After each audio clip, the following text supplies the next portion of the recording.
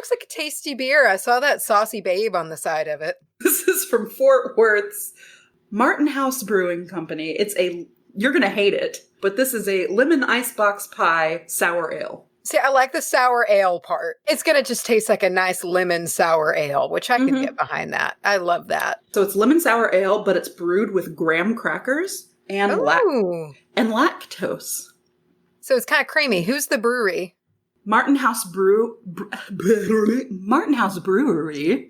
in Fort Worth, Texas. I love how I put you through all of that work again when I remembered after I asked that you had already said it once. Also, for somebody who can't get sentences out very well, Martin House Brewery is a nightmare. Is it really now? I can't. The word brewery in general is pretty tough. Yeah, brewery. It's fun to say. Special day. Very special day. Honestly. Very surprising day. It was surprising in that, like, who believes we got here? Exactly, yes. Mm-hmm. I'm with you on that. I'm with you there. Did you ever think? Just have you ever thought? I have a question for you. When we did our 50th episode, we said something at the end about maybe we'll see you at 100 or here's to 50 more or something like that. Did you have any thoughts about the longevity of what was going on? Not really, but it just doesn't seem like it's been long enough. It's been. There you go. It just doesn't feel like it's been 50 episodes. You handed me that one. Since we said that. Like, that, it just doesn't feel like we've been doing this for 2 years. Well, what's crazy to me is the time that we started to the time that we made our 50th feels so much longer. That took an eternity. And I think it's because we spent every day pretty much for the first very large portion of those 50 episodes wondering if this was going to do anything at all. I'm going to crack my booch. Oh. Is this not your homemade boot with your weird scab thing? It's not a scab, it's a SCOBY. And it's still fermenting. It's almost about ready to bottle, but it's not quite there. It doesn't have that tartness yet. How long does it take? It depends. There's a few factors that can go into it, like depending on the temperature of your house and how strong like your starter liquid was and all of that jazz. But anywhere from, I think on average, like 6 to 12 days. You got to grow the scab out completely first, or? No, you really don't even have to have one of those. You can use starter liquid, but I like to have one because it's like my little friend. I'm so uncomfortable. It's my little kitchen thing. I'm so proud of it. And it's just like this little thing in my kitchen that I grew. I completely understand. I don't know. I have this sick fascination where I just want to squeeze it. You say that, and I get that, but once you actually touch it, I don't think you could physically close your hand around it. I just don't think you'd want to. I just don't think that the desire would be there anymore. Disgusting. Are you still thrown into your existential spiral about this, about our 100th? No, not too bad. Not too bad. Honestly, the world is so bad now that this doesn't even bother me at this point. So before we get started, we have to say some stuff that needs to be said. Yeah. Yeah? I'm seeing a lot of people on all the social media say something that really resonated with me. It's like silence right now speaks louder than anything else. Yeah. Yeah. And I've taken that to heart. We're definitely not a news resource, so we're not here to report on. Many of you already know what's going on right now. You really can't not, because it's a very important topic that is once again, and hopefully this time with some actual change, is a topic that is on people's tongues again, in the forefront. It's something that always is important and is always something to stand up for. But as we know, movements are very cyclical in today's society. But there is beauty to the bravery that's going on out there right now to move this forward again. And hopefully this time in a way that makes more people wake up and realize that this is important. I saw someone phrase it like this. They said, find your language of change. And that's something I've been thinking about a lot, is find your way of supporting. And it doesn't have to be the same as everyone else's. We obviously are really lucky in that we get to use this platform and we get to reach a lot of people. And it kind of, to pounce off of that, we just need to be vigilant moving forward and making sure that this doesn't only come up again when something bad happens. That's the worst thing, and it's easy to do, to get complacent again, especially with, honestly, the privilege that you and I have to forget about it, in the sense it's like, oh, well, it's just out of sight, out of mind, because we have that privilege to be able to say that, unfortunately. And I think it's important that we acknowledge that. So many people get really offended by that. There's a lot of power in saying that this is something that I have and I recognize. Now, what am I going to do with it? I don't know. I feel like we could almost do a whole separate thing to talk about our thoughts and feelings on this. But we really wanted to just step in and say that we stand with you guys, and we really hope that you find that language of change. And I think that that's a really good way to put that. I really like that, and I've seen some people conflicted about going out to, protest right now with COVID-19, and it's like, well, if that's, if you're concerned about that, or if you have health issues, or anyone that has health issues, donate. There's places all over you can do. There's things like, there's always something you can do, and don't be afraid to do so. And I think that's really it. And seeing the mobilization going on is heartening. It's such a big problem. And this has stuck with me forever, and I've never really stopped thinking about it. But it just makes me mad when you hear people say that it's just like, oh, this isn't really as common an issue as it's being made out to be. I have never really gotten over this, in the sense that it just really blew me away, and it checked that privilege that I have. I was on a college speaking trip once, and we went to Chicago, and we had 2 Black kids on the team. And so we flew out of Little Rock Airport, went through TSA. Everybody got through. And we had no idea where the other 2 guys were. And just them 2 had been pulled aside, were getting searched, and the whole deal, everything, and that was a serious moment for me. And so I've never forgotten it. And it just really resonated. And it said everything that you needed to know right there in that moment. And it's what I always think of when it's just like, oh, well, it's like, it's not really that. And it's like, no, it is that bad. It is that fucking bad. Absolutely. And the fact that that's sobering when something like that happens. I think it's really sobering. And it just points to the fact that a lot of people don't realize, and I think it is because of this privilege that a lot of people want to ignore, or they want to act like they don't have when they do, or something like that. You got to cut through that and see that this is systemic. And there's a lot to it. I don't know. But we do, as always, want to be a place that you guys can come and feel safe and have a good time, even when there are serious things happening in the world. So check out our Facebook page. We did a group spell, and I think that we should also maybe post some resources for people who want to tangibly do what they can, So check that out. You guys know our socials. We say them all the time. All the time. Y'all have heard many variations of them over 100 episodes.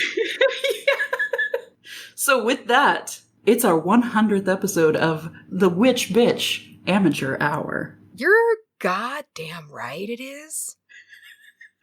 I love a good GD. A well-placed GD is one of my favorite. What is your favorite use of a swear? It's the GD, or a good cunt. Yeah. And I'm realizing that maybe this is a problem, but I love a really again, it's the timing. It's all about timing for me. A good well-placed bitch. Oh. Is yes. You know what I also love that's not a swear word, but to me it's worse than the actual swear? Butthole. Butthole is so much worse.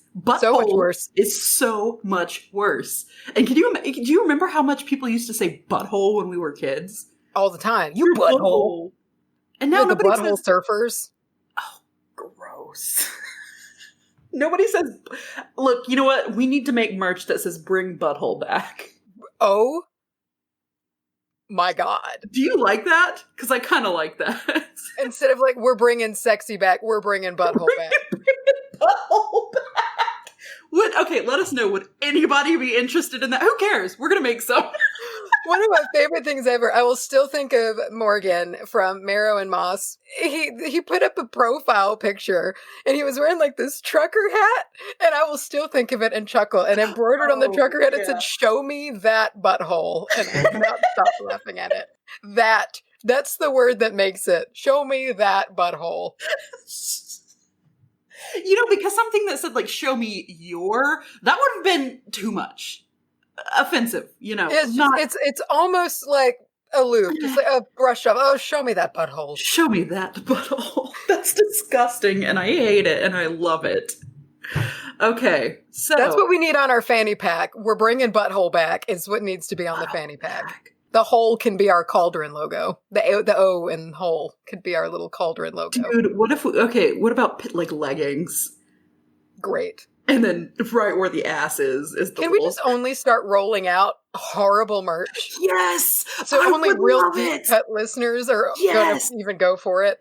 And of course we'll keep the classic cauldron logo stuff. We'll keep that there for normal people. Mm-hmm. Mm-hmm. But everything else is just going to be bean prints and buttholes. Yeah, if you want a crop top of liquidy beans repeating over and over again, you've come to the right place. Mm-hmm. Hint, hint. Today, we are going to... You know what? Oh, that was a good one for the 100th. Let's bring back all the old stuff. We'll chock full it. Let's do it. Let's bring the memes back. Let's bring butthole back. Charlye, big news. We got big news. This is an episode of big news. Are you ready for it? I have to tell you something big, hot take, warm tip, all of the news. We're doing a big ass giveaway. Oh my goodness. Tell me more. I need to know. Is there just going to be one winner? No. Talking, we've made it to 3 digits. There's gonna be 3 winners, okay? 7 makers. 7. That takes more than one hand to count with fingers. 7 makers who have partnered with us for this giveaway. 7 plus 3, because we're in the 3 digits now. If you take 3 and you add it to 7, it gives you 10. And that's almost 100 if you put another 0 at the end. Wow, you can't argue with that logic. Insert X-Files theme music.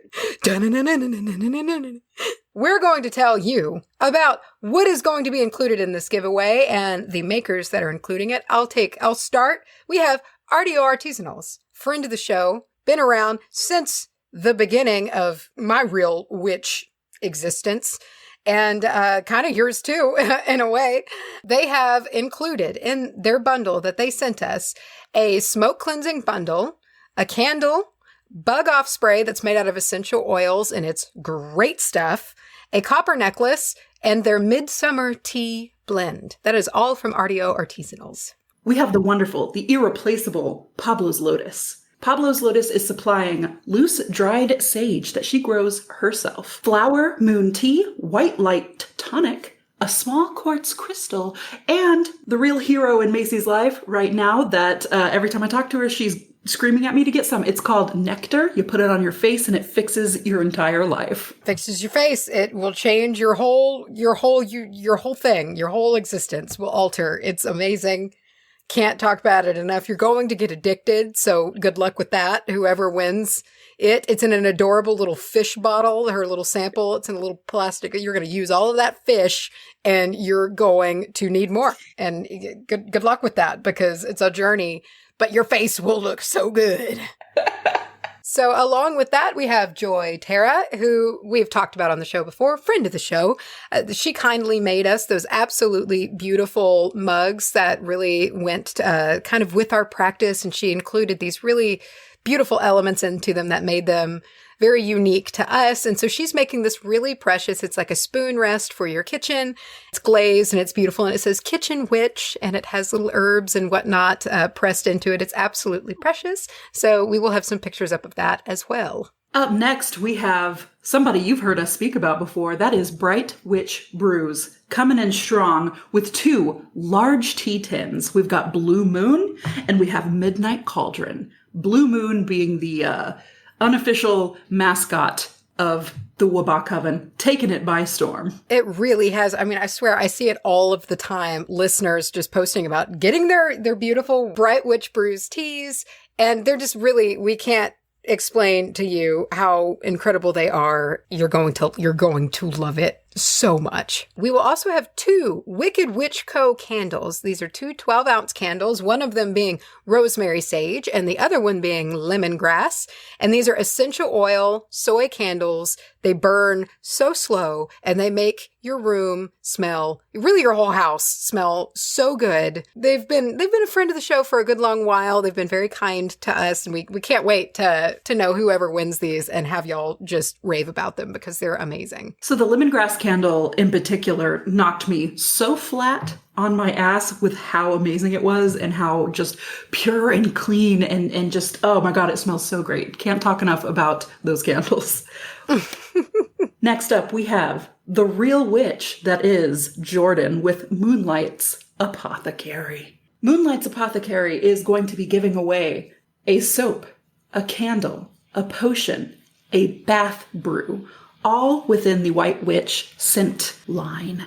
I wanted to read her a little bit, kind of explaining what she made this for so you can understand the product's purpose. And this is directly from her. So it says, the heart of a White Witch is one of purity, a completely selfless being full of unconditional love. The White Witch casts healing on others wherever they may travel, upon strangers, friends, or family alike. Connection to Source is in constant motion, gifting the White Witch with wisdom, peace, and light energy. And rounding up the giveaway is none other than Clever Kim's Curios. That's right, Clever Kim's Curios. We have a little bit more to say about her in a few moments. In all seriousness, y'all have got to see this. Like May said, we were slightly tempted to be like, this never made it, oops, and then just skip town and just own this beautiful piece of jewelry from Clever Kim's. Our gift to all of you is that each one will be also including one of the Hearth Wisdom curiously curated boxes that we raved about. I like how you phrase that. Our gift to you. It's like old infomercials, you know. Yeah. If you don't like it, send it back, but keep the pen as our gift to you. If you are interested in this giveaway, and you should be, check us out on our social media pages. You can find those at our website, WBAH podcast.com, or in the show notes below. Macy, how could I get in on this action? Can I please be one of the 3 winners? If you want to be one of the 3 winners, you can send an email to contests with an S, contests at WBAHpodcast.com. You can send 1 email a day. Each one will count as a new vote. And please include the word giveaway in the subject of the email. We want to say thank you very much for being here for 100 episodes, supporting WBAH, supporting what we do, supporting each other, supporting these creators. So much support, and we can't thank you enough. All right, so that said, do you want to hop into some questions? Let's get back to it. Let's jump right back in. So we have put over on our Facebook just a little Ask Us Anything session. We're going to reflect. We're going to talk about 100 episodes. We're going to just see what comes out of our bodies. And how do you want to do this? Do you just want to... Do you want to just start at the top and work our way down? Or do you want to roll an electric dice. Okay, I was counting how many. Now I'm going to go to electricdice.com. Is it really that? No. So it's not just me. It is an electric dice. Electric. The electric is what makes that so fucking funny to me. Are you ready for our first question? Mm-hmm. This comes from Raylene. I'm just coming to the end of binging the entire series. Thank you so much. Wow. And I'm trying so hard to get to 99 before the 100th comes out. What witchy books would you ladies recommend for day-to-day study? I have to immediately, off the bat, go with the Good Witch's Guide. Yes. Yeah. Energy medicine. That's, and that book almost is in a textbook format in its own way. It's made for reference. It's made for over and over again, earmark it, put Post-its, put highlighter and shit. Like, it's a perfect daily reference guide. I would also say, now this is a little bit more personal practice than general knowledge, but I've really been enjoying the book, Backwoods Witchcraft. You've talked about that book several times. It's less reference, so it's less like spell ideas or meanings of things. And it's just really interesting to learn about the conjure magic of Appalachia. Yeah, which is especially interesting since that's our roots. Yes, for sure. Honestly, that's why I was so interested in it, and I wanted to, and just the more we get into it, the more I see ties that come from our family, and of course, specifically with Mama Minnie, but also just more things that have been passed down. I'm like, oh my God, we've been doing this for a long time, and I just really like it. By the way, Appalachia or Appalachia? So I've heard locals to the area say Appalachia, but everybody around here says Appalachia or Appalachia. But people I know closer to that area that lived around there, I've heard Appalachia. I don't like it. Oh, Appalachia just sounds posh. But something about Appalachia is fun to say because I like to make that flat A. It's like, oh yeah, it's Appalachia. Appalachia. Macy, there's another question. I'm sure there is. This comes from Liz. It says, how has doing the podcast influenced your life and practice? I am more tired. For sure. I am always stressed out. Yeah. I realize there's not enough time in a day. All of those things, while true, I actually... Have you ever been stressed in a good way? Yes, absolutely. That's kind of how I feel about it. We do have to keep eyes on a lot of things. We do have to, and I'm talking specifically like the businessy side of it and the making sure we put out content on get the research and all that stuff. You can't make excuses. Like, that's the thing. It's like, we're in it this deep now. Like, we have an obligation at this point, and it's like, but it can get tiring. Yeah, it really can. Just like any other thing that you do. I mean, even things you love, you can wake up and be like, oh, I don't want it today. But then on the flip side of that, sometimes I'll just be sitting there thinking, I'll be like, damn, we did that. Yes. Yeah. It's definitely more joy than anything else. And I think too, I've grown in my practice significantly because of it. And, while I don't have maybe as much time to sit and do notes on my own, the discipline that's come with having to do this week after week has made it now that I know a little bit about so many things. And I really enjoy that. Like, I have a whole drawer full of herbs and shit, and like this, getting ready for my spell, the community spell that we're doing. I had just had everything I needed. It was like 14 things. And I was just like, I need you. And I was free balling. Yeah. Like, completely on my own. If you remember, this is a wild moment. We talked about this specific moment. And we talked about, won't it be cool one day when you're just picking things off a shelf that you know how to use and, things like that. So that's really cool to see that come full circle. It is, yeah. And I think another one, too, is that through this podcast, we've just gotten to meet every kind of witch.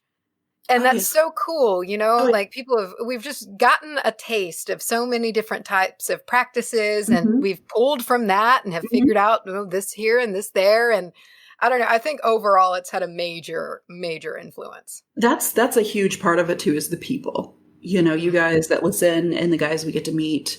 That sounded like I'm in college. The guys we get to meet, the people we get to meet, when we do, events and do the shows and things like that.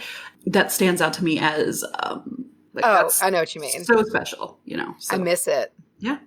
Yeah. It has been a while. It has been. I've decided that since it's the 100th episode, I'm going to get you 100 times. Is that right? Here's another thing. I never thought we would be spending our 100th episode separate, first of all. That's a whole thing. But because of that, we are using a recording software called Squadcast to allow us to record in real time. And we pick names. You get to pick the name for your guest. And so we just do mostly dick themed. You were buttery soft nipples. What were lady puffy nips? Yes, that's right. Come on now. Yeah. You were at one point were Peter Pepperdick. Peter Pepperdick. I forgot about Peter Pepperdick. East Down and Dick. East Down and Dick was a classic. Mwah, chef kiss. Normal podcasts might name it something like Witch Bitch Amateur Hour and the guest's like first and last name. But no, not us. No, not us. We're children. Okay, this comes from Ollie. Ollie says, what branches of magic have you come across whilst researching for the show that have really piqued your interest? Conjure. Immediately. For Conjure. Sure. Yeah. All different kind, because you get different beautiful flares from all the different types of regional conjure magics and things like that. And I just love all of it. To me, it's practical. It makes sense. Applications of things I always will read and be like, oh yeah, I fucking get that. That makes sense. That makes sense. It feels right in every way. It just feels right. Natural. I have to agree wholeheartedly. Oh, Jessica says, I'm busy binging, but I loved the 50th episode. I'm so grateful to have found this podcast and this group. Can't wait to hear the 100th. Thank you so much. This comes from Kate. What is life like in the mundane world for you ladies? And when do you use magic or perform spells? That's a good question. Because I think about this a lot, and by no means do I think that we are celebrities, whoa. But, when you see personalities, people who that you follow, I don't know, I think it's very easy for us to put them on a pedestal and not assume that they're immensely normal people. Yeah. And so I just really like this question in that regard, because my mundane life is pretty fucking mundane. Yeah.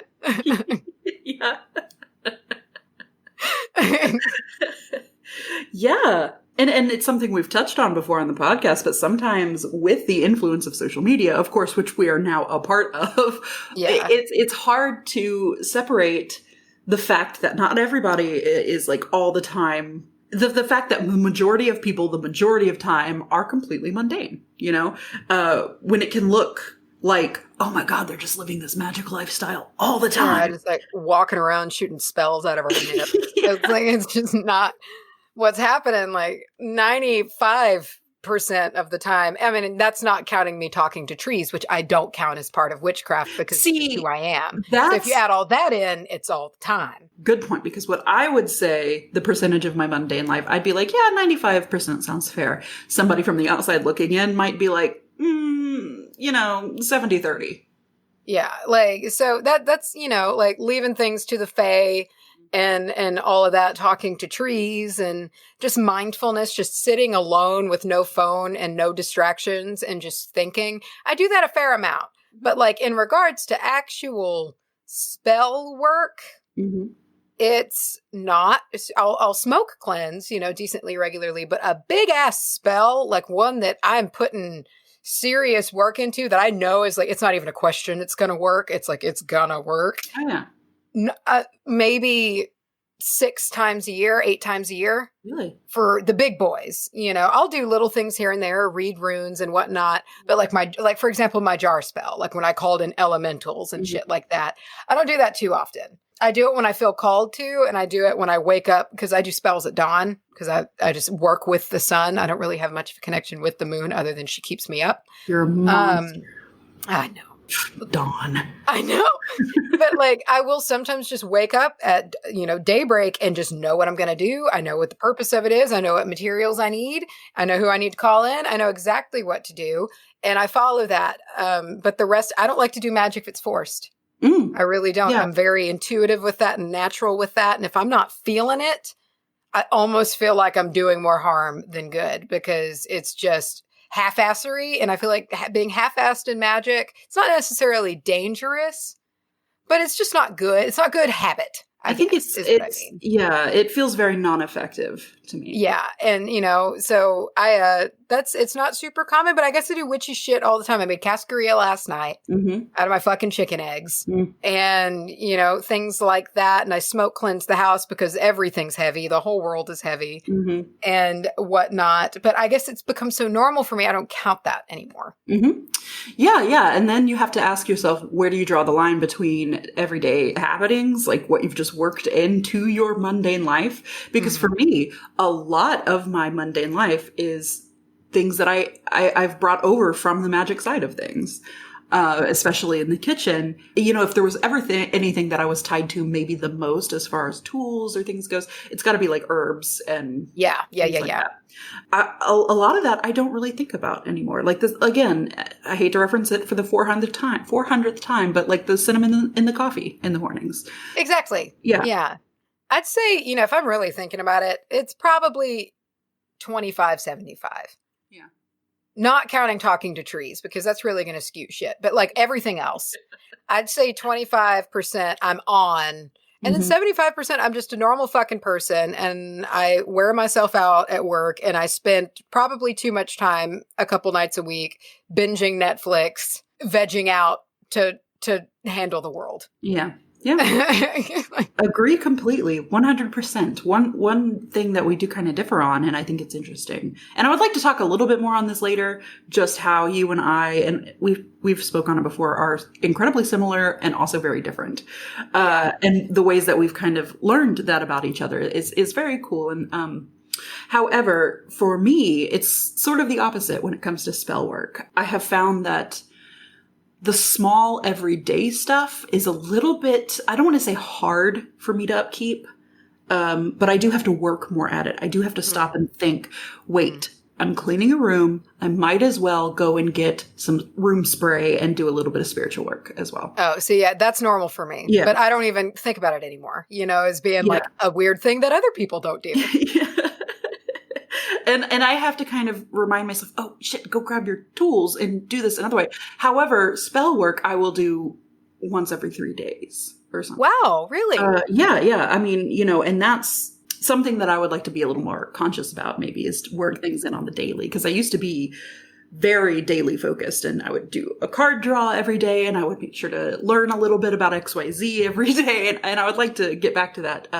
However, I just feel like spell work is kind of where I feel in my element, I guess. Yeah. Interesting. Oh, Melissa. Sweet Melissa. Sweet Melissa. Says, do you think you will ever have an episode with your spouses? Yes. Would love to hear their perspective / input. Oh my God. Why have we not done that throughout quarantine? Do you know how much Malarkey and Hunter would enjoy seeing each other through the screen? And there was this thing that we've talked about with Patreons, where there was a whole series with our dudes. Oh. When things are semi-normal again, at least. Yes. That's getting picked up again. We kind of put it on the back burner for various reasons, and then for very obvious reasons, we haven't been able to do it. But there might be a whole series with the hot boys one of these days. The hot boys. But to just do a separate episode, you know what might be fun? We could have listeners do questions. Exactly. I was just thinking that. We could have a whole thread, have y'all submit questions for them. That could be our 2-year episode. We'll do the Q&A for the 100th, and we'll do them with us for the 2-year. I feel like my eyeballs looked different directions when you said that. Since you said that on the bonus episode, I've said that in my own head so many times. Yeah, okay, wow, I really like that. By the way, guys, our 2 years episode is coming up in 2 weeks? Yeah, I guess so. Yeah, 100 and 102. This is from Ginny. Ginny says, what do you think Mama Minnie would think of Jim? More seriously, what are your ideal recording locations? I think she would think it was frivolous silliness. I don't think she'd have much patience for it, to be honest. And I don't think she would have much patience for Jim. Mm-hmm. I think she'd sweep him right off her stoop, is what I think. Yeah. Yeah, there's not much more to it than I think that maybe an eye roll would happen. Mm-hmm. Of course, I've never in life met the woman. But I feel like one time he tells her to use his own yeast to rise some sourdough over her shit. I think she'd kick him right out. I think she gets the wooden spoon out of the drawer. And if you're from the South, you know what that means. You run. All right. The second part of that is more seriously, what/where are your ideal recording locations? That's fun. Now, there's a couple of ways to look at this. Are we talking about places we would like to go do episodes at? That's a good idea, because I was thinking, I was planning a room in my head. No, that's exactly where I started. An actual studio. One of these days, I would love it if that happened. To just have a room with noise cancellation and... I would want to give it the aesthetic of a cozy fucking medieval study. Bitch. Leather chairs, just that medieval feel to it was I would be about that. Candles and shit. We're not saying anything formally. We're not coming out and promising this in any way, shape, or form. So please don't take it this way. But we have in the past toyed with the idea of moving at some point to a visual format. So to have a room with some kind of setup to it, like a set. Aesthetic. That sounds really exciting to me. And we'd have to play with what to do. I just see this idea of splitting the room in half, and half of it is your decoration and your things, and the other half is mine, and we just have these two separate asks. I love that. But if we're talking about places we'd want to do episodes, I hate to be stereotypical, but I gotta say Salem. Of course. Yeah. Yeah, absolutely. That would be such an honor to go there and do that. I would love to go to the Edinburgh Fire Festival and we could just a fucking couple day show there. Oh God. And I just think that would be amazing, and document, what we experienced and who we met and saw, and just what film we saw. Everything, and then string it together. We'd probably have to get somebody who's good at video editing and just you do this. But that would be fantastic. And I know last year, I think we said maybe by this time we'll go out to Salem and we'll have that road trip, and we're still planning on it. And it's unfair of me to pin it all on COVID because that's. However, it's still on the docket, you guys. Just keep waiting. Andrea says, "Do you have a favorite witchy tool?" That's tough. My smoke fan. Is up there, but also my runes, and even though I don't use them, I use them more to read for other people, but I'm very connected to them, so that's tough. That's tough to pick between those two. And my bathtub, I'm going to count that. Yeah, no, I think that's fair. I have a couple. Some of them are very practical. Here's my practical. Okay, my dehydrator. Oh, yeah, I didn't even think that. Yes. I have some herbs dehydrating right now that I got from my garden yesterday, and I'm very excited about that. Also, jars. Oh my God. I have no more room. And I saw, when we were kind of first starting this, I saw all the memes about jars and witches in their jars and jars this and jars that. And I was just like, man, I don't have any jars. I have more jars now. I've just saved my jelly jars. Oh, but you realize how much shit comes in glass jars. And bottles. I had a bottle of tequila that we, cleared out the other day because it's quarantine and, it's so beautiful. And I can't wait to clean it and put oil in it and put some of my herbs and shit in it. I love containers because I love to make my own things. Yeah, exactly. Yeah. And that's liberating. Yes. And that's why I like to have options on that. But as far as a tool, I'm not a wand person. I'm very much of the belief that we were born with the wand. No, yeah, I use my hands. Yeah. I'll break out the broom every once and again. Mm-hmm. Your besom? Yes. The besom? Besom. Besom. Beans. Barney. Bratwurst.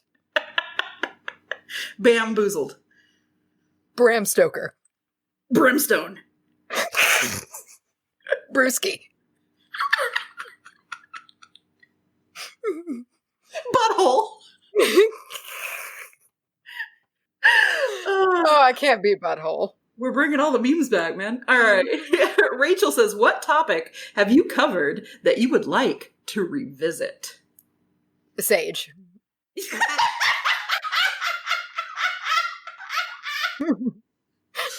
Whoa, sorry for that laugh. I just laughed because I know you've said that to me in our day-to-day life. I have so many regrets about that episode. I have so many regrets. I didn't know anything. You know what my favorite part of that episode is? In the very beginning, you say something about, I'm going to talk about, I think maybe Black Sage, one of the sages you said you were going to talk about, and then we never got around to it.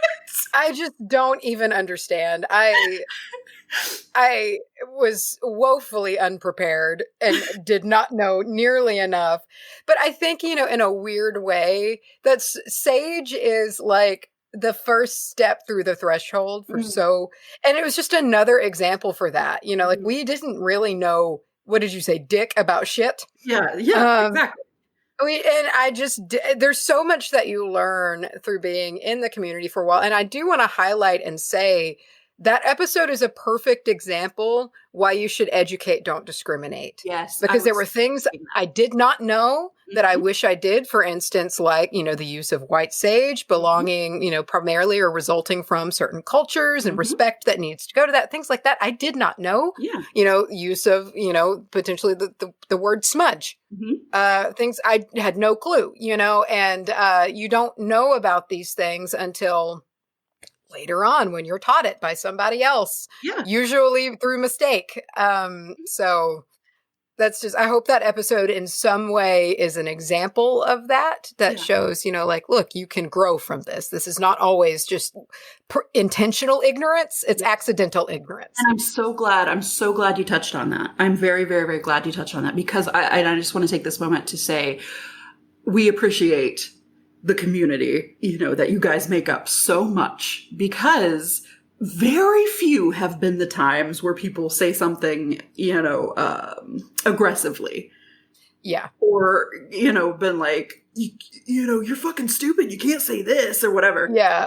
Very seldom has that happen. And most of the time people say, here's XYZ, here's my link to my sources, here's some resources, very, very thought out stuff. And I know several things that we've kind of learned about. And I think that's cool because that was kind of like the point of this whole podcast, Yeah.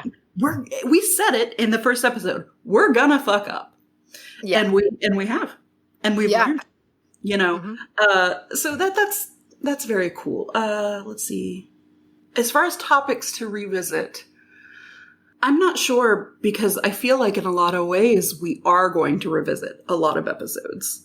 Yeah. And my personal favorite episodes are the ones where I enjoyed the gatekeeping episode. Yeah. And I enjoyed very much just the ones that are a little bit more open-ended like that. And then, of course, as we come along and learn, I would, however, just like you said, I would like a redo on a couple of those early episodes. I realized I have this tendency to say, I'm going to talk about this kind of stone, and it's rose quartz, but I hadn't talked about quartz yet, Yeah. Or that's happened a few times. I'm going to talk about black salt, but I've not talked about how you can use regular everyday salt. That's the one I was thinking was we did black salt before normal salt. So, maybe a little bit of a redo on that would be, it should happen. Should happen. We'll call them 2.0. It's like we'll do a Sage 2.0, and they'll just be little reboots. It's reboots. That's what. We'll start over. We'll just call them, let's try this again. All right. This question comes from Ashton. How long do you hope to keep going? Please say forever. Thank you, first of all, for that. I guess as long as people like us and until we piss someone off. Look, for right now, we don't have... Until Bush's Beans sues us. That's how long. And we have to actually give over all of our equipment and... They take our microphones. They slap us on the wrist. Bad. We have no plans as of right now for stopping. How's that? No. There you go. Megan says, what is your favorite part of your personal practice that you feel comfortable sharing? There's not much that I don't feel comfortable sharing. Exactly. Yeah. And I feel like I've shared most of it. Yeah. I get a little strange when it comes to pictures of my altar. I understand that. Sometimes I'm looking at it and I'm so proud because it's so representative of what I'm feeling at that moment. Or I will dress it up very nice for celebration of something in particular, like Samhain or something. And there's this moment of like, oh, I should take a picture of this. This is really cool. But then I think like, no, that's not necessarily what this is here for. Yeah. So that's something that I feel very personal, not private, but a little personal about. Favorite part? What's your favorite part of your practice? That's tough to say. I do a lot of mindfulness work. Mm-hmm. And I guess that's what some of my meditations and revelations that I have, I'm not comfortable sharing because one, they're fucking wacky as hell, but they're also deeply personal. I mean, that stuff's coming from like your life force, you know? And so it's like, sometimes maybe you should just kind of keep that close to your chest. I also won't say my spirit name. Or my witch name. That's something that I got it. I read something that's like, you're given this name and it's pretty much like, if you say it, it's ruined kind of a deal. We also have a history of things being ruined because they were spoken when they weren't supposed to be. Yeah. And if you don't know what I'm referring to, listen to our very first episode. Yeah. So I understand that. I'm very much waiting to have some kind of revelation as far as a name goes. I'm excited for that. Hasn't happened yet. However, I think the favorite part of my practice is just spirit communication, and coming around to something that I used to be afraid of and something that used to very much scare me, especially at night when you would see things or hear things, depending on what is going on. To kind of see the growth that I personally have made from getting really scared to the point of like sleeping with all the lights on and being like, I don't know what's happening. Am I going insane? To just kind of rolling over and being like, y'all be quiet. Hey bud, what's up? Yeah. So that's my favorite. I like that. I guess mine is in a similar but not really vein, but it's plant communication and not even just trees, just knowing, I can kind of put my hands on my plants and shut my eyes and feel them out and know what they need. Mm-hmm. And, I really love being able to do that. And it's just kind of like what you were saying. It's once you start enabling it that you get better at it. And now when I'm planting seeds, I'm pretty much channeling my energy through my hands to give them a little extra. And my palms all winter in the house, like I'd walk by them and give them like a quick little like, hey, how you doing? They'd be like, oh, yeah, I'm fine. Thanks for asking, and I appreciate that so much. And just 2-3 years ago, I would have thought that is the biggest woo bullshit that you could ever imagine. We need to also come around. We need to circle back to that. Because that's a whole conversation in itself. But again, I like this expression from each of us. You with your very root chakra based communication. There you go. Yeah. And on my side, talking to ghosts. However, it's sort of the same. It's not the same, you know what I mean? So there's a lot of ways that we've learned about each other so much over these past 2 years. Mm-hmm. Oh my God. We've learned a lot about each other over the past couple years. Let's talk about that.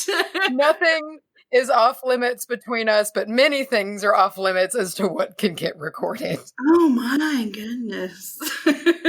Remember when we were at your house and then the recording got fucked up and we lost 45 minutes and we were like, honestly, that's for the best that there's no record of that anywhere.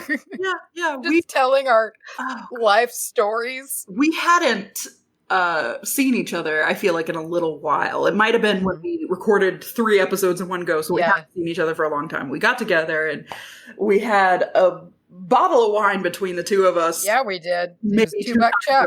Oh, yeah. God, I would love to hear that, though, just for me and you. Yeah, once and then delete it. I have no idea what I was talking about. I don't either. We got big news, Mace. Big news. And we actually got a break from these very important questions to talk about it. Breaking news. Da-da-da-da-da-da. We're here to talk to you about the one and the only Clever Kim's Curios. Clever Kim's Curios makes jewelry as unique as those drawn to it. Featured on shows such as Charmed, The Orville, and Vampire Diaries, this worn art is not just drawn from nature, but features the power and beauty of nature itself. Kim uses ethically sourced bones and stones and is inspired by magic in the moon. All of her pieces resonate with innate energy and grace. Her silver is mostly recycled, and she uses responsibly sourced fair trade gemstones from a US-based supplier. Find a perfect piece of jewelry to harmonize with your inner witch. Check out cleverkimscurios.com, and you can find her on Instagram at cleverkimscurios. Mama Kim has offered the Wabeens a special discount of, hold on to your asses, 20% off for the entire duration of our giveaway with the code WBAH100. That's WBAH100. For times beyond the giveaway, Mama Kim is so good to all of us. She will still have a 10% off code that you can use, and that is all caps, no space, witchy bitches, to get 10% off of your order. Not only is she good to us, can we talk about how she is an OG Wabeen? And she's totally. We were thinking about it, like possibly our very first listener. I wouldn't rule it out. Like, I mean, really, she has been with us since the beginning. She's become a friend to us, and we just couldn't be more happy that she's sponsoring our 100th episode. Beautiful human being, beautiful jewelry. Please check her out. That's Clever Kim's Curios. We will link in the show notes. If you want to find the show notes and you don't listen on an app that makes that easy for you, go to our website, WBAHpodcast.com, or on pretty much any social media that we have. We will link to her. You will find her. We will make sure that you find her. We will show up. We'll have Jim show up on your doorstep and deliver you a card with her information on it. It'll be all blurry and wet. You won't even be able to read it. Just a sneezed on napkin, really. All right. Let's get back to these questions. I have one from Rose, which I love the name Rose. I do too. What is your favorite witchy thing that you share with / include your husbands?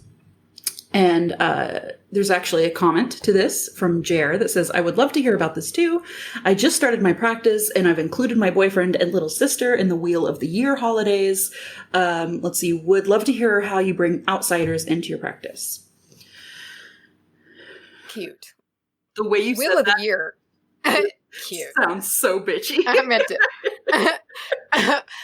The Wheel of the Year holidays to Sabbats is a great one, especially for, like Hunter, and he's open-minded to just about anything, and he might not believe it, but he can get into the spirit of it, especially because most of them involve some good food, some booze, usually sometimes a fire, and, things like that. And it's a fun way to do hands-on kind of teaching and share your practice in a non-preachy way. Yeah. It's inclusive, it's like, here, take this cake and take this beer, and I'll tell you why. Yeah. And it's better that way. Or we should spend some time outside tonight around the fire, and here's why. You get to teach through that and teach through actions, which is always a bit easier. And also usually, and for me at least, when I'm teaching through an action I'm way more passionate about it. Oh yeah. And that conveys, and your partner will see that or should see that, and respect that. I think, another one, and the thing is, I share it all with Hunter. Like, he sees me do it all. I don't make him partake in anything, really, that he wouldn't want to partake in. But he sees me smoke cleanse, and, like, last night he was playing his guitar in his office, and I walked in and just cascarilla. I didn't say a word. I walked in and just put cascarilla on the windows, and I just walked out. And I had just made it. It was fresh cascarilla, fresh eggs. And I ground it all up. From fresh chickens. And I just walked in, just sprinkled it on the windowsills. They were open, so I put it in the part where the window shuts so it stays. And I put it in there and just walked out. And he's so used to it at this point. He didn't even say anything. He was fine. He knows. This is his life. Very similar for me as well. I like to see the, I don't want to say growth because I don't want to imply that it was wrong before, but to see Clark, I was thinking about early on when this first started and thinking about the windows and sprinkling things reminded me this. I had put cinnamon and salt and maybe some black pepper, some very basic stuff along the window sills and on the doors. And I remember he came in and he was like, what is all this? What is this? Is this dirt? You know? And being very shy about it. Yeah. And kind of not knowing, oh God, what do I say here? Do I tell him or what? Do I sound like a child if I say it's magic? Right, exactly. And to kind of come from that to the place of, randomly he'll just tell me things, it would be like a good altar thing for you, or, it would be a good, and he'll usually say it like a magic thing. And just to kind of see that growth, it shows me that I have somehow included him in small ways throughout life. And that they're paying attention. Yeah. And that's the beautiful thing. Like, and Hunter will say little things. And he says, and it's so cute to me. And I don't know why he chooses this word pairing. But, I call her the mother tree, you know. But anytime he refers to her, he calls her your mother tree. He's like, well, your mother tree. And I just think that's the cutest thing. I don't know why. But he's like, well, it's not good because we have a dead tree we're going to have to fell. And I was just like, ugh. And I don't think it's going to get anywhere near her, but it's her. So I'm like, what? And he was like, it's not going to, it's not going to go anywhere near your mother tree. And he always says your mother tree, and I think that's adorable. I know I recently talked about it in an episode where I had some eggshells, and I've not stopped chuckling about this. I will just think about it randomly because I can hear him say it. From the other, it's just like, why are there eggshells everywhere? And then another one, I forgot what it was. I think it was jars, maybe, but something very similar happened where, again, he made this exclamation of like, why do we have so many jars? But sometimes I'll just have something sat out. And when I very first started growing my onions, I grew them from onion scrap. So I had them kind of sitting on the counter in some water. And one day he was like, hey, what's the deal with these onions in here? He's like, is that garden stuff or is that like witch stuff? You never know. He'll say that a lot, It'll be like, is that witch stuff or is it something stuff, And I think that's adorable. It's amazing the things that that they've both become just accepting of, like the strange lives they now lead because of us. Yeah. Like this, I'll just be doing something and I'll just realize this is fucking weird. Yeah. And he's not batting an eyelash. Yeah. Nothing. He's so used to it. And like when our chickens laid their first egg, I buried it. Mm-hmm. Who the fuck does that? Can you go back in time 3 years ago and tell your past self? What would she say? It's like, what? What the fuck? And because he asked me, he was like, yeah, I got it. I fucking buried it. And it's just like weird little things like that all the time. And it's just fine, whatever. The amount of times that Clark has come into a room and I'm sitting at my altar and I just quickly snap up. I imagine the John Candy, like, transplanes and automobiles. Like, it's exactly what it's like. And every time, it's like I scare him more than he scared me just because of my reaction is so like, he's like, he's sorry. What are you, okay. Let's leave. Just shut the door real quick. I'm sorry. I think my favorite memory with the dudes, remember when they quietly, like church mice, brought us cocktails that one time? Oh my gosh, yes. That was the best. They're so sweet when they're together and we're recording. They're so ginger and tender. Oh my God. They are.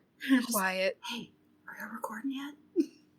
And they just had I could hear the ice clinking behind the curtain, just sitting there.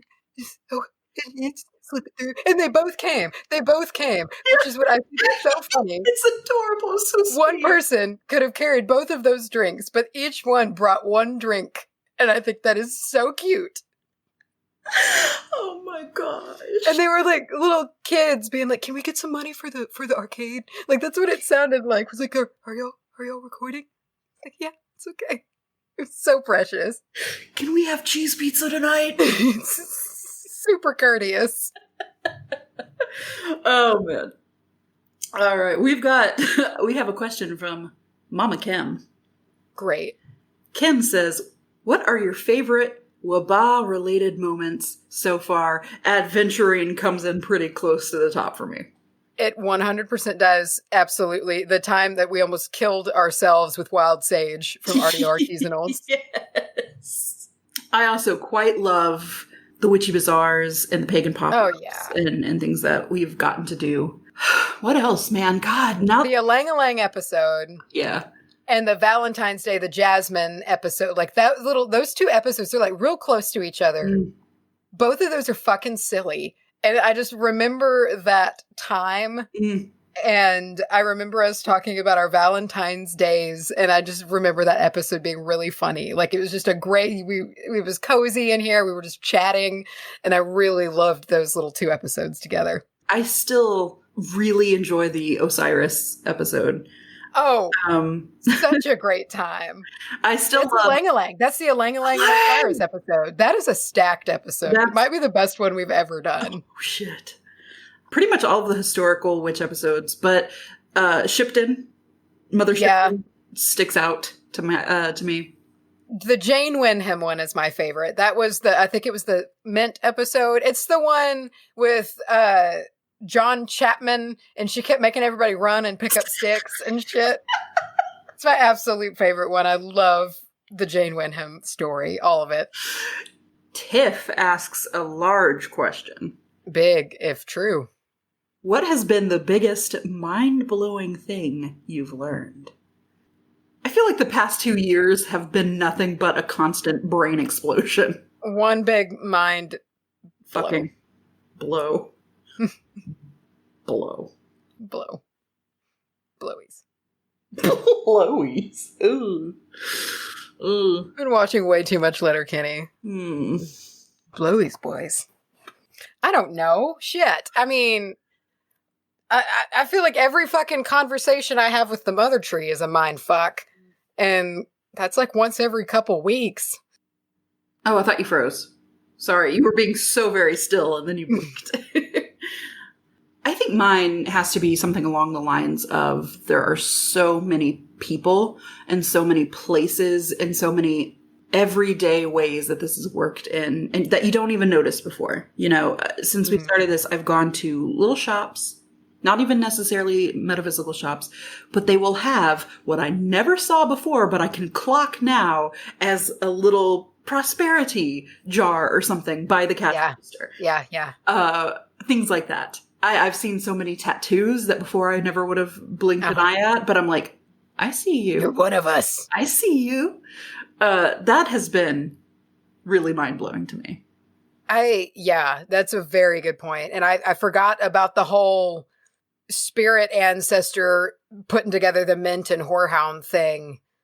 That really shook me. And you know what was another? The whole retreat in September. That whole weekend.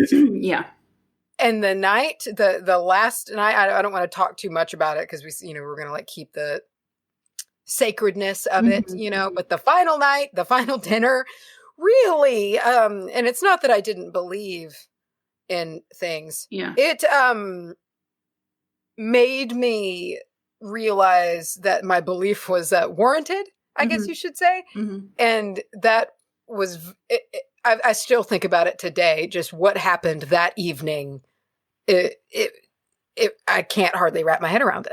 I was going to say, there's things from that night that I haven't digested yet. There's personal experiences that I had, and I feel like you and I several times walked through the kitchen because there was 2 doors to the kitchen, and we would cross paths, look at each other, exhale, and then keep walking. And it's like we couldn't even really talk about it at all because we were each having our own separate moments.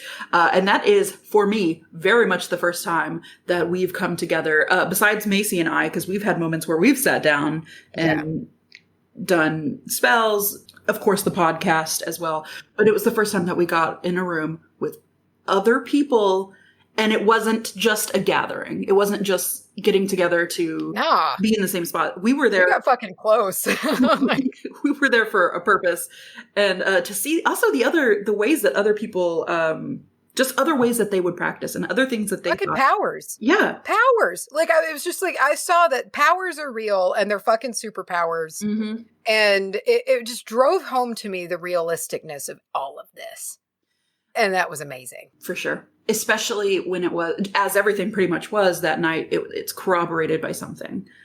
Because again, 3 years ago, Charlye, when someone says, oh, I can do, I'll use myself as an example, sense when something's in the room with me. I can sense when I'm there with somebody. I kind of would have maybe been like, okay, I'm sure you think you do. It's probably all in, the mind's a powerful thing. It's great. Wouldn't that be fun if that were real? But to be in the room with somebody who makes a claim like that, and then later it's actually, they say something or something happens and you're like, dude. You can't know these things, or there's no way that could happen. Yeah, I learned so much. I use things every day, all the time. Every time I use a spell, I use stuff that I learned from that weekend. One of my favorite things that we learned, and we've already talked about it, and as we said, we're not going to go too much into it because we want to keep that respectful. Holding an herb and oil in your hand. Oh, yes. For that. And instead of reading what other people have to say as I'm sure true or standard or whatever it is, when someone says this is an herb that does XYZ or it's good for this, instead of looking at the sheet that says that, holding it and sensing these things out for you. Mm-hmm. Mm-hmm. It's taken a lot of weight off my shoulders, I think. Absolutely. I mean, well, and it makes everything's a tool at that point, because yes, it has its own energy and you'll pick up on that. Mm-hmm. But the other energy it has is essentially just something that you can use to further what you're trying to do, like, what needs to be done. And if this yields an energy almost of being like, yeah, include me. Yes. Go with that, go with your intuition. Like, and that's, it changed spell work for me because it made, including that too, like the understanding of herbs, because I now use them a lot, but also in candle magic. Candle magic was not even on my radar. Yeah. And now I don't do a spell without it. Yeah. Like it is the center of my spell work, and learning how to do that. And Jordan from Moonlights Apothecary is such a good teacher. Mm-hmm. And it was just great. I learned so much. So I think that whole weekend might be one of the most mind-blowing experiences I've ever had. Yeah. And I'm also going to say that was one of the, speaking about Jordan from Moonlights Apothecary, it was one of the first times that I learned to learn from other people regardless of being intimidated. Yes. Yeah. And it's so funny because you get to know her and she's so fucking sweet. Yeah. She's the sweetest, most down-to-earth person. And, however, we had only really met her a few times and we were both so enamored. Yeah. Well, just to me, she's a real witch. It's like if I think of like, all right, who's like a real witch it's like Jordan is in my head because she is a real fucking witch. And we were like these couple of fucking noobs, and just like seeing this business that she's built and just everything about her. And I was terrified. I was terrified. Oh yeah. And that in itself was kind of mind blowing to be like, look, a lot of the times people, they're willing to teach and to share. Mm-hmm. You just have to be open to that experience because not everybody who has something to say or something to teach, not everybody's going to approach you. Like, hey, do you want to hear what I have to say? We're lucky that she did. We were so honored. Yeah. Like fangirled about it. Oh God. So Genesis, dope, by the way, says, if you could only smell 1 scent for the rest of your life, what would it be? And then Jenny chimes in with, besides cinnamon, LOL. Patchouli. Okay, if I can't say cinnamon, you can't say patchouli. You better pick again. You're the one who got limited, not me. The thing is, no matter what you choose, you're going to get sick of it. Yeah. If it's the only thing you can smell from now to the end of time, it could be the most delicious thing in the world and you're going to get sick of it. See, that's why I'm struggling, because patchouli, that would never happen for me. Like, that's the one scent that I know I would never get tired of, because to me, it just smells like earth. And that's my favorite smell. I want to pick something that's like baking bread or grass clippings or something like that. But I do feel like that is more susceptible to being like, okay, I get it. Mm-hmm. You know, can I please smell something besides yeast now?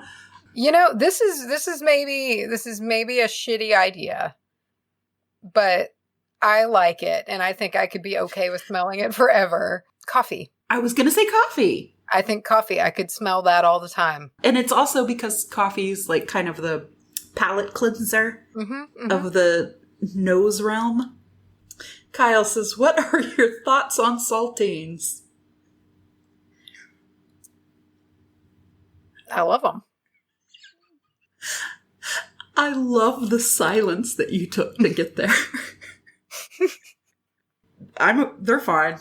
I think they're a textural delight. A real treat to the tongue. I prefer a buttercracker, but Macy loves saltines. I do love saltines. Can't keep them around. Candace says, what is your favorite part of being in Texas? I'm currently working on searching for our perfect piece of land, and it seems you have both found it. Jealous, wishful. It will happen. Currently looking outside of Austin. I have not found my perfect piece of land. That's something that'll happen down the line. Macy and I do not live together. Yeah, we'll clarify that again. We live an hour and a half away from each other.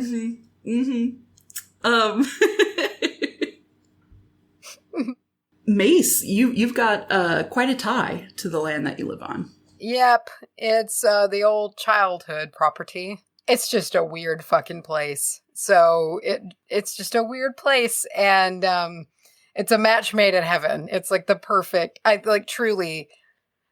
Sometimes cannot think of anywhere I would rather be than my own house and my own place. Like I love it to death.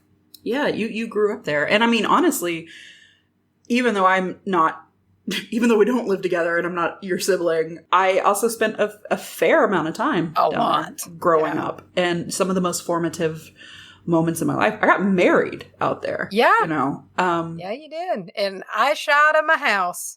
Tied very anxious dad's bow tie in my house. Oh, Lord, how was he more nervous than I was? I don't know, but he was wound up like a spring. Oh, gosh. However, I think looking outside of Austin is a wonderful idea. That land is beautiful, out in hill country area. Yeah, it's a little more arid, kind of a little more shrubby, but it's very beautiful. If you're into beauty, might I suggest New Braunfels? Great area. Yeah, San Marcos is nice. Mm-hmm. San Antonio is lovely. Our favorite part of being in Texas. There's wow. I was about to say, there's so many ways to answer that. I was racking my brain on it, and I was like, oh, but seriously, though, it's Tex-Mex. Tex-Mex is fantastic. It's wonderful. What's your favorite Tex-Mex item? Fuck. Chimichangas. Really? I love the chimichanga. Hunter's is a chili relleno. Done in very Tex-Mexy ways. I love, that's really, really hard. Okay, you know one thing, and this sounds not very exciting, but a well-done one is a huge taco soup. Or tortilla soup. Sorry, not taco soup. Tortilla soup. I fucking love it. And there's not everybody does it right. And you got to go to a good Tex-Mex place to get the good tortilla soup. But that's really hard.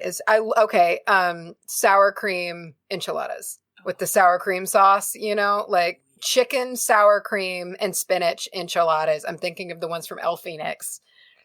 Those bad boys. That or fried fish tacos. I might also just have to say salsa.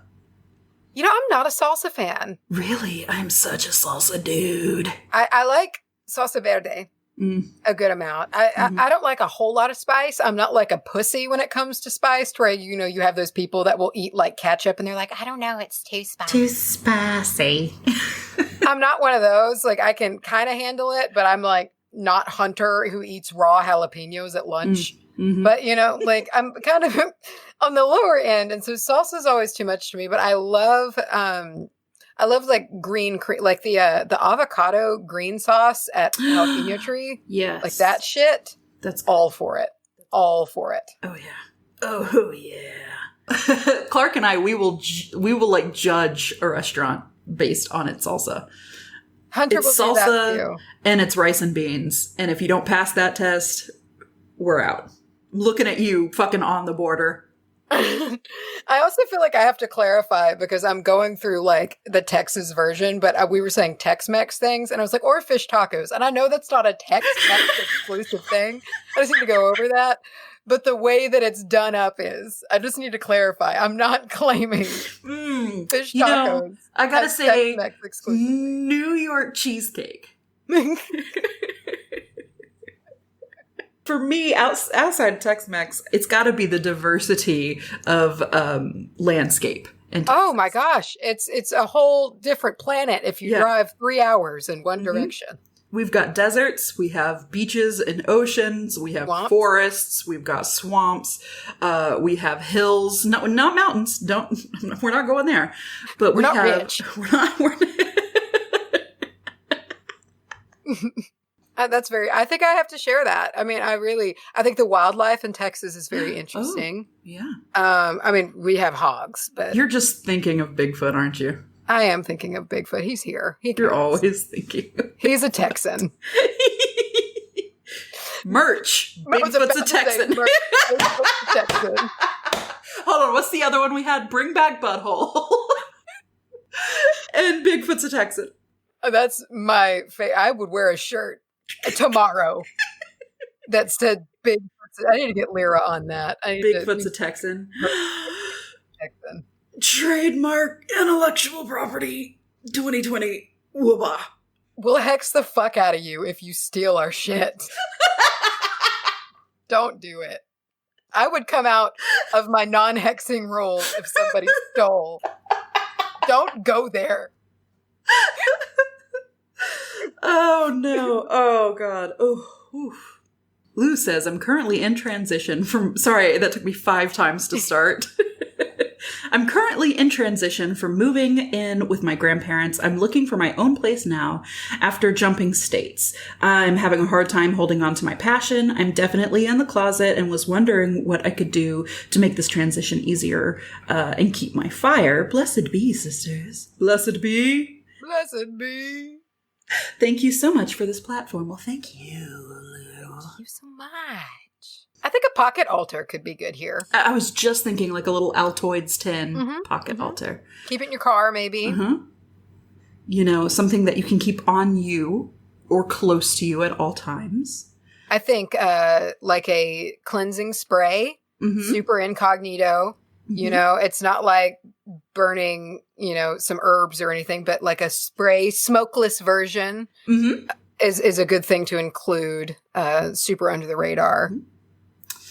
Also, I gotta say, in times like this, it can be very stressful. You can stress yourself and be like, oh, I should be doing this, or I should be researching this, or I should care more about this particular aspect of ritual or whatever. Stick to, and I hate to phrase it this way, sticks to what, you know, sparks joy. Exactly. Don't try to force any one particular thing, especially right now if you've already got a lot of stuff on your plate. You find something that you truly get excited about sitting down and learning about. Don't make time for study and then sit down and be like, oh, okay, what do we do? We're doing bay leaf because I'm doing bees today? Sure. You don't force it. It's a good way that I have learned to keep that fire. And also just know that you very almost certainly will lose that fire at some point. And it's okay. Oh, yeah. And it will come back. It comes and goes. The first time I lost it, I had the worry that everyone does, that it's never going to come back. Yeah. What if I don't love it as much as I did? Hannah says, I'd love to know, in what witchy area do you feel like you've made the most improvements since the podcast? And what is the strongest witchy similarity between the two of you? Oh, that's a fun one. I will go ahead and answer the second one, and I think it's energy manipulation, like energy work and whatnot with our hands. Yes. I would say that's probably one of the bigger ones. And also our interest in conjure.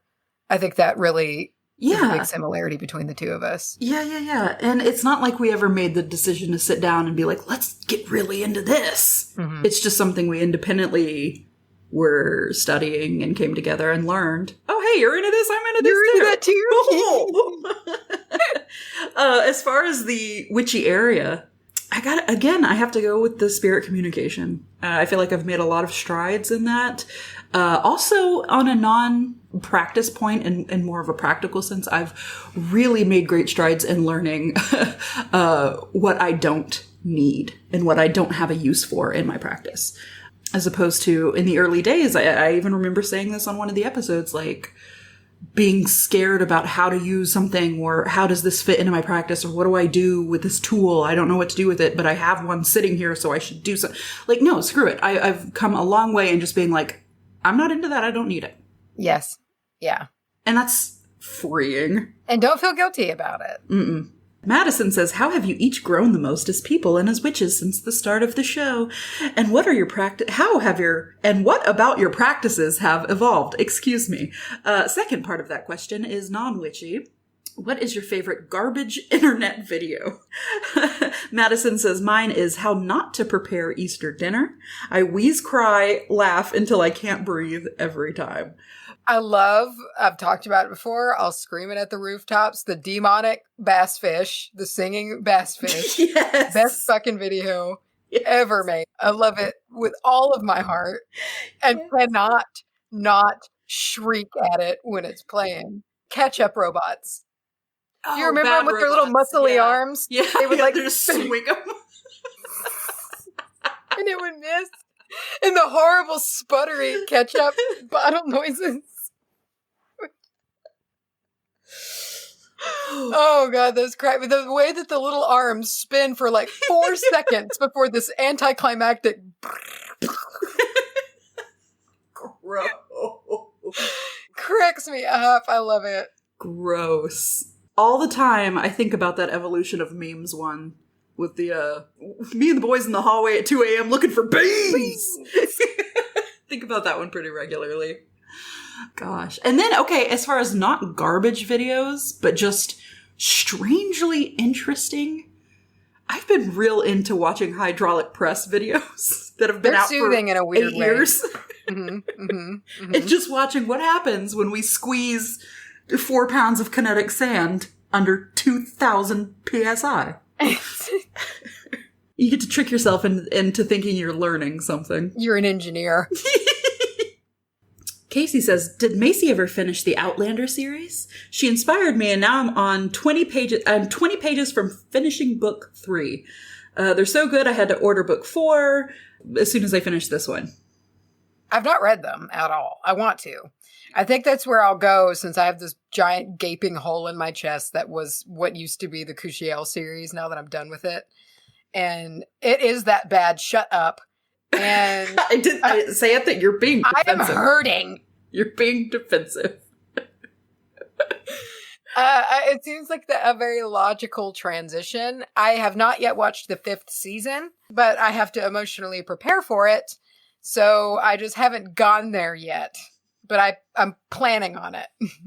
I love anything you have to emotionally prepare for. It just, man, that show just sucks me in and it takes over my every thought and everything and it's stressful and I haven't wanted to open that door yet. I'm just waiting on it. From Aria, what is your biggest / funniest, well, shit moment that you've experienced so far in your practices or in general? Ugh. I feel like the Fae, in watching me figure out how to deal with them, thought I was such a fucking loser. Just a loser. Like, I don't have any, like, clear-cut, like, certain, exact things that I did, but just ways that I used to go about things and do, and things that I now would not even dream of not asking permission for, just taking, things like that. And I just feel like they're wise knowing things, and I feel like they knew that I'd come around, but, like, all the while, they were just like, this fucking bitch. Has somebody told her? Can somebody tell her? I don't know. Going to the fucking Magnolia. That was one. That whole night was an oh shit moment. That was an oh shit moment. For me, kind of just as a reaffirming of my faith in that kind of stuff. Hated it. Yeah, you did. I hated it. I just still remember that picture. We posted that picture on... In the Patreon group, I think. Yes, yeah. Where you're just on the couch and your eyes, you're and my so eyebrows are above my hairline somehow. They're just so pointed upwards in anger and just discontentment as to where I was. That was about 5 seconds before you fell asleep momentarily on the couch. And then Clark and I started to tiptoe away and you just woke up glaring at me. You're like, you gonna fucking leave me here? You were gonna fucking leave me. Next to the luggage. We didn't know that yet. Okay, mine's sort of recent. It kind of goes along with the knowing when to not use, or being okay with not using certain things. I have been struggling to fit Cascaria into my practice somehow. Oh my God, it's everywhere for me. It's everywhere. See? And to me, I had some sitting on my altar, and I just kept thinking like, well, maybe I could put it here. No, maybe I could do it here. And because of the nature of it, just the way it completely sews up that line between... I don't think it does. Really? And I think part of that depends on how you make it. Mm-hmm. I really believe that. So like I add different herbs in and whatnot. And the intention when I'm grinding it and making it is to just keep the baddies out. And I've noticed activity still in the house. I think I still see the fae in the house, the little gold, like little things. I see it. I still see it all. It's just, it feels like armor. Yeah. And instead of losing everything, it just depends on, I think, your intention especially when you make it. Like if I bought some from like a conjure worker and it was made, I would agree, but it's like, since I'm making it and I'm controlling kind of the intention going into it, it's different, and it's not like bleach to me. I'm still very much for using eggshells. I still have a use for eggshells in like a protection powder, because of what they represent and this, that, and the other. But the physical, like Cascaria itself, again, made in that way, like you were saying, made in the way to keep things out and to be that bleach and to kind of bar that door between realms or what have you. I'm not about that because I'm not either. I'm very, very, very, very, very, very, very spirit forward in my practice. And I had some sitting on my altar, and I recently upgraded. I moved from an altar that was about the size of a thumbstick to one that's like an actual little table now, and I have room for shit, and I was kind of resetting it up, and thanks, car, that was loud. And I saw this Cascaria here, and I was just like, oh, shit! And all I could think of was just like, they've been trying to talk to me, and they just haven't been able to get here. Fuck! So I like took it and put it in my closet, and I was like, there, that's far enough. But that's, I think, the only moment that I've actually kind of jumped out of my skin a little bit and been like, nope! Shall we settle in for one last question? Uno mas. Our last question comes from Molly. Sweet Molly. I do that to everybody's name in my head now. See, I do that with Molly, my soul. I do that to every name ever made. I can't help it. I wish I didn't. Molly says, I'm several weeks behind on episodes, so I'm sorry if this has been addressed. Has Charlye found a switch to play Animal Crossing yet? LOL. No, have not yet. What's your first step to reconnecting with your practice when you feel like you've fallen out of touch? With the state of the world right now, I've been seeing people posting that they're just not really feeling connected, and they feel that the way that I do. Yeah, a lot of people, we may have addressed this kind of duality that a lot of people are feeling, like, or not duality, but polarity. And some people are feeling very disconnected, and some people are feeling more connected than they have in a very, very long time. Fired up.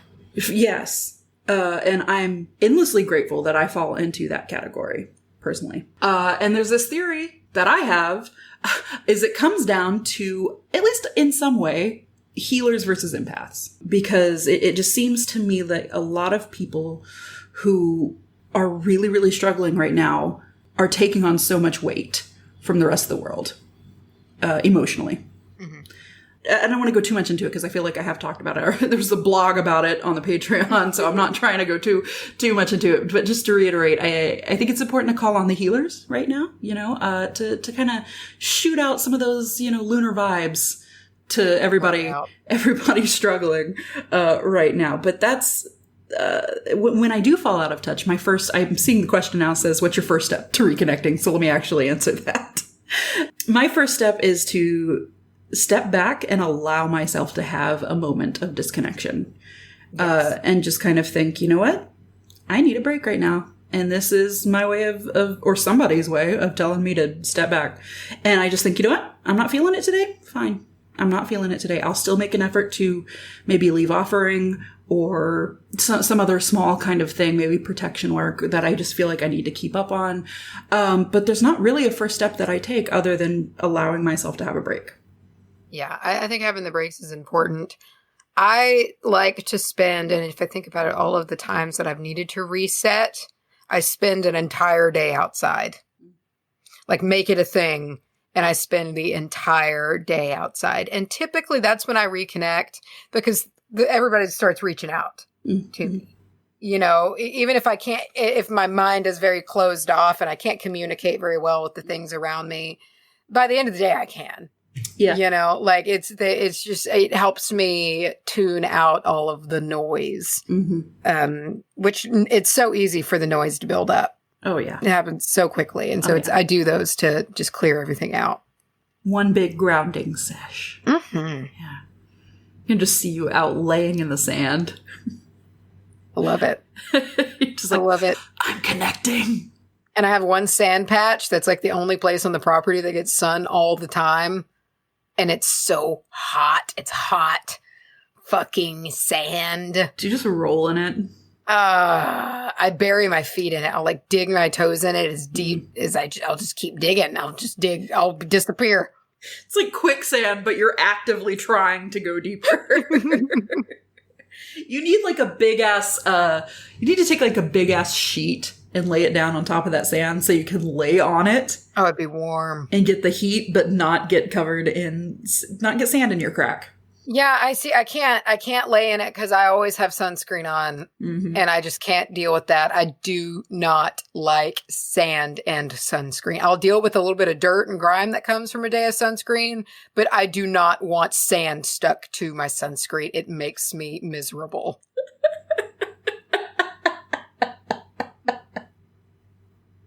Wow. Yeah, no, it's hard. It's a texture. It's like one of those few things I have to. I can't even think about it. I don't even like to think about it. I hate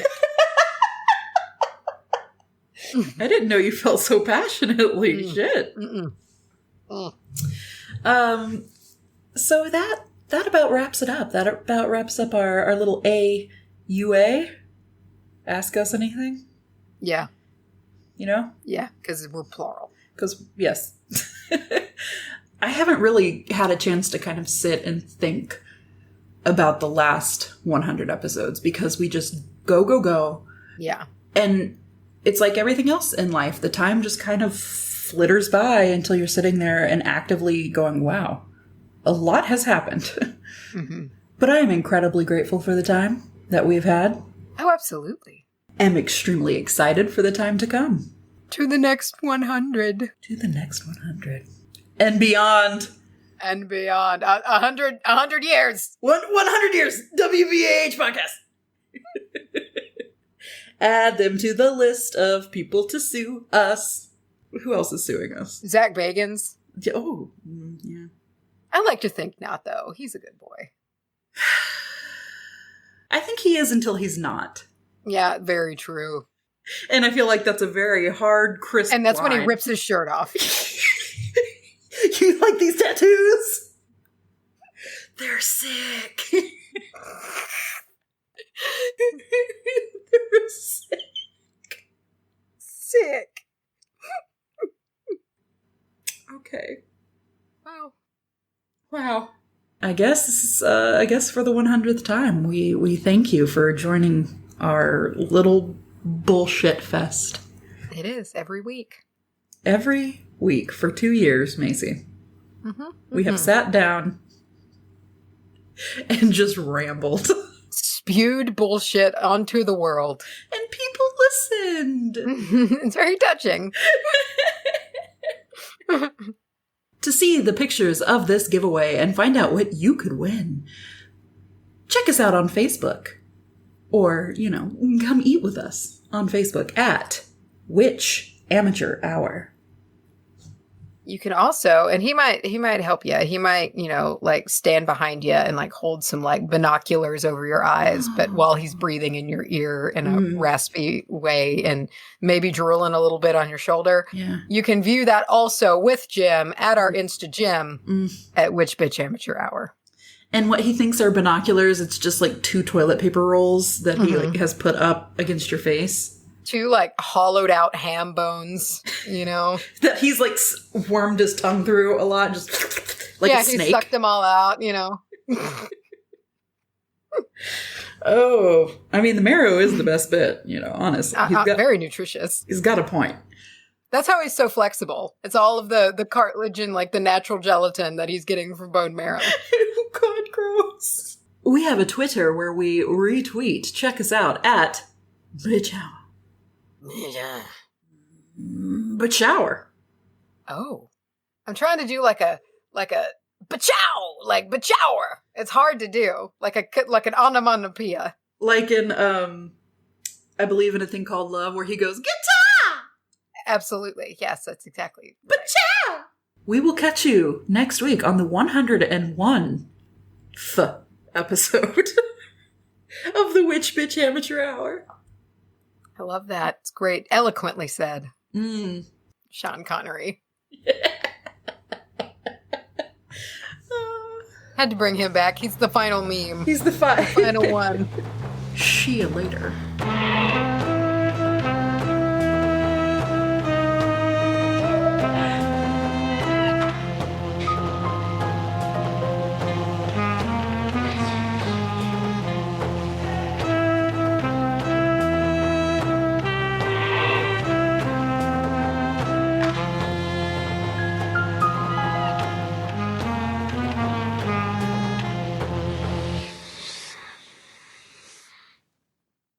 You like these tattoos? They're sick. They're sick. Sick.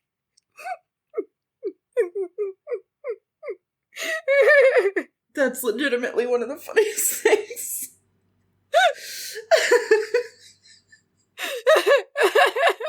Oh my God. Oh.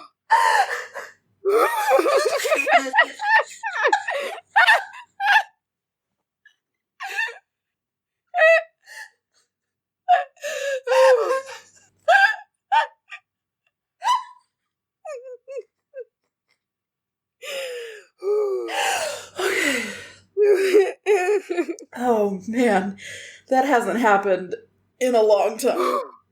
Wow. Wow.